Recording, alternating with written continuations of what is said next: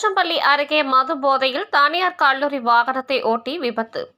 கிருஷ்ணகிரி மாவட்டம் போச்சம்பள்ளி அடுத்த சந்தூர் சாலையில் தருமபுரி தனியார் கல்லூரிக்கு சொந்தமான கல்லூரி பேருந்து எதிரே வந்த கார் மீது உரசியதில் கார் பலத்த சேதமடைந்த சம்பவம் பெரும் பரபரப்பை ஏற்படுத்தியுள்ளது.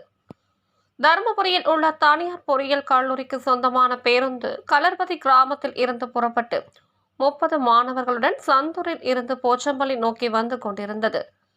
அப்போது ஒரு திருப்பத்தில் எதிரே வந்து கொண்டிருந்த சந்தூர் ஊராட்சி மன்ற தலைவர் ரெங்கநாதனின் மகன் ரெங்கதுரை வயது 40 என்பவரது காரில் பலமாக உரசி சென்றது.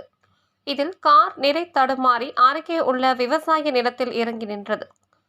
பின்னர் அங்கிருந்தவர்கள் காரில் இருந்து ரங்கதுரையை மீட்டனர். நல்வாய்ப்பாக ரங்கதுரை சிறு காயத்துடன் தப்பினார். பின்னர் கல்லூரி பேருந்தில் இருந்த மாணவர்களை மீட்டு மாற்று பேருந்தில் அனுப்பி வைத்தனர்.